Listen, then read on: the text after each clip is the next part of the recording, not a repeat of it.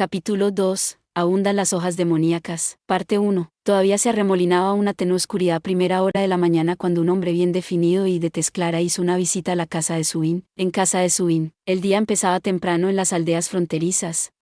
Había barcas que fregar, pescado que secar y agua que hervir para extraer el yodo de las algas. Con un abrigo para el frío sobre el pijama, Suin salía al patio delantero a hacer su calistenia diaria, y sus oídos eran recibidos por los animados sonidos de sus vecinos en sus quehaceres habituales. El cacareo de las gallinas se mezclaba con el golpeteo de los martillos sobre los barcos que habían sido sacados a los patios para ser reparados. Atrás quedaban la tristeza y la borrachera de la noche anterior. Mientras pensaba en los asuntos del día y se ponía seria, Suin oyó otro ruido, un sonido triste que parecía atravesar las olas. Cuando la mujer se dio cuenta de que era alguien silbando, sus ojos ya habían captado al joven de la capa que entraba por la puerta de su propiedad. Disculpe, empezó a decir con una voz que era una mezcla de familiaridad y rechazo, porque se dio cuenta de que aquel visitante imprevisto era el mismo espadachín del transbordador y porque en aquella ocasión anterior le había parecido otra persona, tan ávida de sangre que le había entumecido la columna vertebral. «¿Cuánto tiempo sin vernos?», saludó Glenn, el buscador de conocimiento, desde una distancia de unos 4 metros. Su tono era cortés, y provenía de un rostro que parecía tan frío como las máscaras ceremoniales de plata que usaban en la capital. «Supongo que sabes a qué he venido», continuó. «A buscarlo». «¿Y a qué te dedicas?», preguntó Suin, sin voz familiar. «No es contigo». «¿Es Dean el granero?». «Sigue durmiendo, entonces será mejor que vayas a despertarle». Pero tan pronto como Glenn habló, su cuerpo giró en un amplio arco. Junto a la casa principal que se alzaba detrás de Suin, se erguía una hermosa figura. La vaina que había llevado la noche anterior volvía a estar atada a su espalda. Indicando a Suin que retrocediera con una mano, decaminó hacia Glenn con paso tranquilo. El cazador se detuvo como para proteger a Suin. Entre él y Glenn había 3 metros de distancia, cada uno tendría que dar un paso más para poner al otro al alcance de su espada. «Me encanta», gimió Glenn, casi llorando.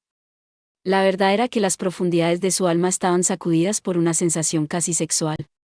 «¿Estás dispuesto a luchar sin preguntar siquiera por qué?». «Justo lo que esperaba el único hombre que me ha asustado». «Eso debería acelerar el proceso». Su voz también llegó a oídos de Suin. Y ella entendió de lo que hablaba, pero seguía sin creérselo. Ese hombre que desafiaba era como una masa sólida de intenciones violentas dada forma humana, y el cazador salía a enfrentarse a él sin preguntarse siquiera por qué clase de gente eran. «Basta», gritó Suin. O al menos lo intentó, pero las palabras no le salieron. La marinera estaba completamente paralizada por la sed de sangre de Glenn y el aura espeluznante que ahora emanaba de cada centímetro de pensó que si se interponía en su camino, la matarían. Tal vez incluso por lo que estaba delante de ella ahora era una criatura completamente diferente del hombre que conocía. «No te guardo rencor. Sabes por qué estamos luchando, ¿verdad?». No respondió a la pregunta de Glenn. Como si hubiera previsto todo esto, sus ojos estaban desprovistos de toda emoción posible, pero seguían siendo oscuros y cristalinos. «Permítame aclarar una cosa», dijo Glenn con frialdad. «No estoy relacionado de ninguna manera con todos esos bichos raros que se han estado arrastrando a tu alrededor. Estoy aquí por voluntad propia». Finalmente, la boca de se movió y dijo: «Lo sé». Una leve sonrisa se dibujó en los labios de Glenn. Tan inocente como la de un niño, no parecía probable que adornara el rostro de este hombre en ningún momento, excepto en los últimos segundos antes de una apuesta a vida o muerte. Una sombra diminuta se deslizó por los rostros de ambos hombres.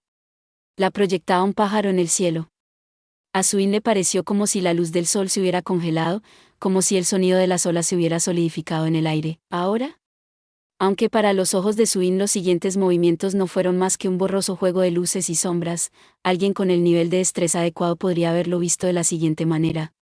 Glenn hizo el primer movimiento, aunque la espada que salió de la vaina de su cadera izquierda desató un arco iris plateado bajo el sol de la mañana cuando se dirigió a la cintura de el arco de la espada que salió de la espalda de apenas una fracción de segundo después se encontró con la otra arma en el aire, esparciendo chispas como gemas antes de que ambos hombres cambiaran de posición. Glenn fue a la derecha, a la izquierda. Eso lo vio hasta Suin. «Eres bueno», dijo Glenn extasiado mientras él y se movían en un círculo casi perfecto. «Pero solo estoy empezando». No se sabía si había visto a su oponente fruncir ligeramente los labios. Una melodía que, en otras circunstancias, habría conquistado el corazón hasta el más cascarrabias de los músicos fluyó en el aire fresco de la mañana. La espada de Glenn estaba extendida, plana y a la altura de los ojos.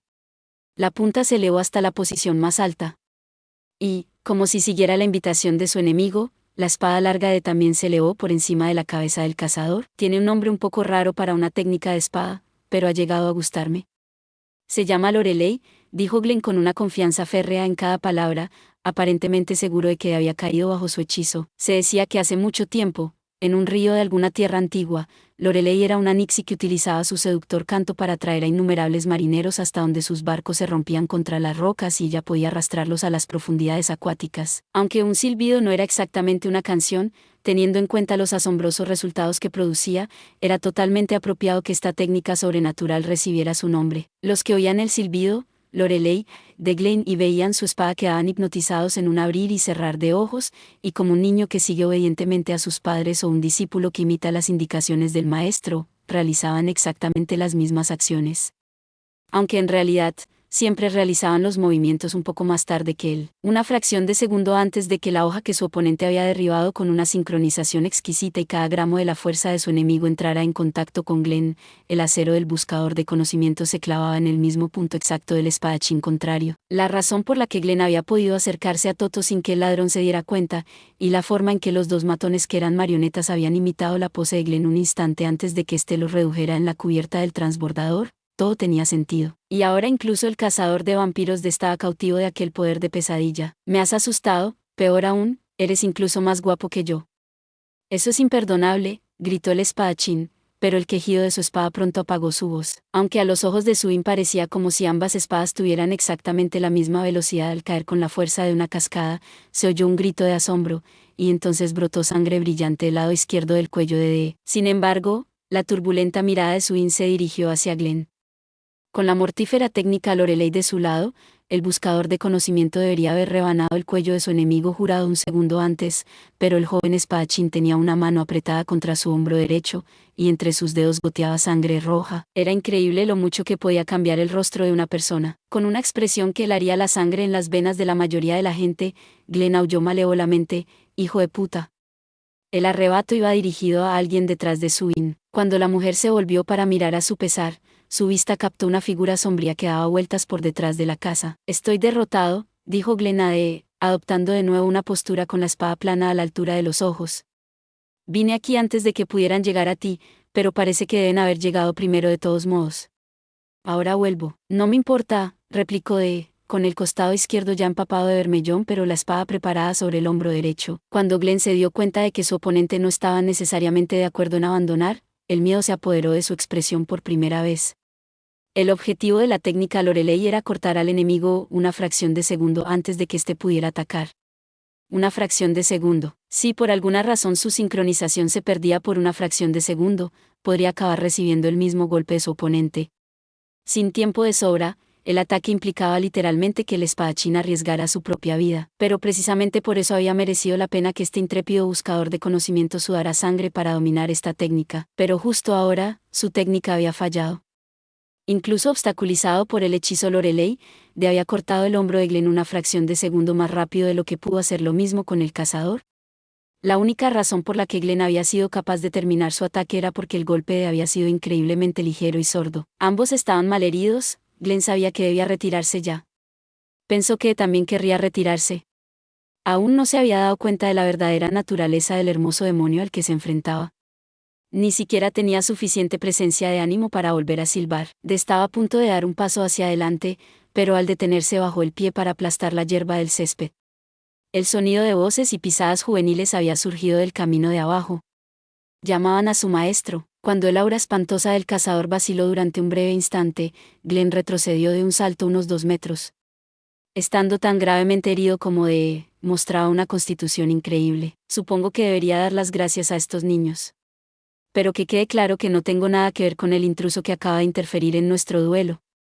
Y si lo encuentro, lo cortaré en tiras, dijo Glenn, pero lanzó una mirada de odio a las diminutas figuras que entraban por la puerta mientras se alejaba impasible. Después de que el espadachín pasara por delante de los niños, que estaban enrabietados al verlo cubierto de sangre, y se dirigiera colina abajo, Subin finalmente extendió los brazos y gritó: «Venid aquí, niños». Dee ya estaba rodeando la parte trasera de la casa principal. Tenía la intención de ir tras el misterioso intruso, su espada bajada seguía en su mano derecha. Los niños no podían verla, pero si Subin se hubiera concentrado lo suficiente en el arma, habría notado la fina capa de sustancia viscosa semitransparente que se adhería a la espada desde la punta hasta la mitad de la hoja.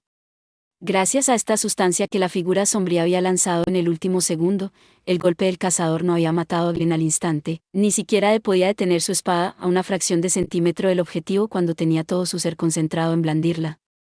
Y el hecho de que la sustancia aún pudiera aplicarse en ese breve lapso demostraba una habilidad impía por parte del intruso. Las risas de los niños salieron a la luz del sol. Estos pequeños eran habitantes apropiados para el mundo de la luz. Una vez que los niños se hubieron marchado, Suin entró en el granero con uno de los botiquines distribuidos por la aldea. Estaba sentado en su silla, sujetando con una gasa la herida de su cuello. Como su ropa era toda negra, la sangre no destacaba en ningún sitio, salvo donde manchaba su pálida piel. ¿Cómo está tu herida?, preguntó Suin, con la voz un poco aguda. Apartando un montón de salvavidas, se arrodilló junto a él. Como la forma en que se había marchado había sido tan serena, no había pensado que su herida fuera muy grave, pero al final le molestó un poco. Escuchando distraídamente a los niños y contestándoles con indiferencia, les dijo que lo que había pasado era simplemente una pequeña riña entre amigos y los mandó a casa. No es nada grave, respondió suavemente. Bien, dijo Suin, con los hombros caídos por el alivio. Solo un segundo después se dio cuenta de que el tono ronco se parecía a la voz de D, pero no exactamente, y sus ojos se abrieron de par en par. A mí también me debe estar fallando la garganta, dijo D. La mujer también se sorprendió de que se hubiera molestado en explicárselo. Tal vez debido a su sorpresa, no le pareció especialmente extraño cuando él bajó la mano izquierda que llevaba sobre el pecho. Ni siquiera se dio cuenta de que entre sus dedos parecía salir suciedad en lugar de sangre fresca. Déjame echarle un vistazo, dijo Suin, te pondré un parche. Estoy bien. No, no lo estás. Sé mucho más de heridas que tú. Excepto que mi especialidad es más bien curarlas, dijo Suin con cierta coerción. A continuación, retiró la gasa de D y parpadeó. Lo único que quedaba en la carne firme y terriblemente pálida de su cuello era una tenue línea donde había estado la herida. Es increíble. ¿Los niños notaron algo?, preguntó. Se refería a la sangre brillante que había manchado el jardín. Sí. Pero creo que conseguí que me creyeran. Supongo que como tú y él estabais tan tranquilos, los niños no sabían qué pensar. Supongo que, después de todo, deberías hacer un cambio de dirección, sugirió el cazador. Suin asintió. Sin duda sería un blanco perfecto si se quedaba allí. Incluso con de cerca, en algún momento habría un hueco. Su confianza de la noche anterior se había esfumado como la niebla a la luz de la espantosa batalla que acababa de presenciar. Peor aún, ni siquiera el propio D había sido capaz de encontrar a la persona que había lanzado la masa viscosa.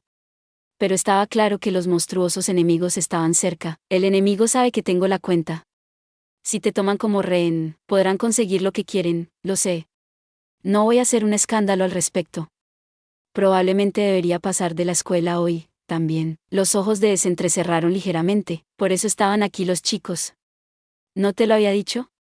Hoy celebran la ceremonia de inauguración de la escuela. Todo el pueblo estará allí, desde el alcalde hasta el sheriff. No lo pensarías al verme, pero soy una especie de invitado de honor. ¿Cuándo empieza?, preguntó el cazador.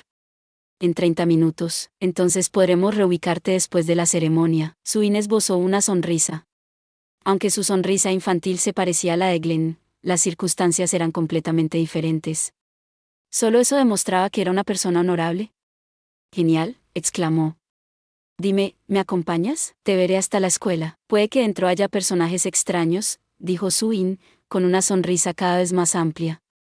Había visto lo perplejo que había dejado a D. Un cazador de vampiros y una escuela, no podía haber mayor incompatibilidad. Solo bromeaba, añadió. Fuera estará bien. También habrá fiesta. Hubo un estallido de risa ronca que se ahogó con un grito. Con una expresión indescriptible en el rostro, Suin se quedó mirando la cadera de. Tenía la mano izquierda en tensión. Tenía la mano izquierda apretada. Debía de estar haciendo una fuerza increíble, porque tenía los nudillos blancos y abultados. Parece que tienes la costumbre de hablar con voces raras. El cazador no dijo nada. ¿Tienes algún zumbido en los oídos, o te sientes débil? No se preocupe por eso. Dime la verdad, ahora, dijo Suin con sobriedad. Yo nunca miento, replicó una voz ronca. Si te resulta difícil estar sola, puedo venir a hablar contigo por la noche. No hace falta. Con el puño aún cerrado, D se levantó. Será mejor que te prepares, dijo. Voy a deshacerme el olor de esta sangre. Gracias por ver. Si te gustó este contenido, no olvides darle like, compartir y suscribirte para más videos similares. Nos vemos en el próximo video.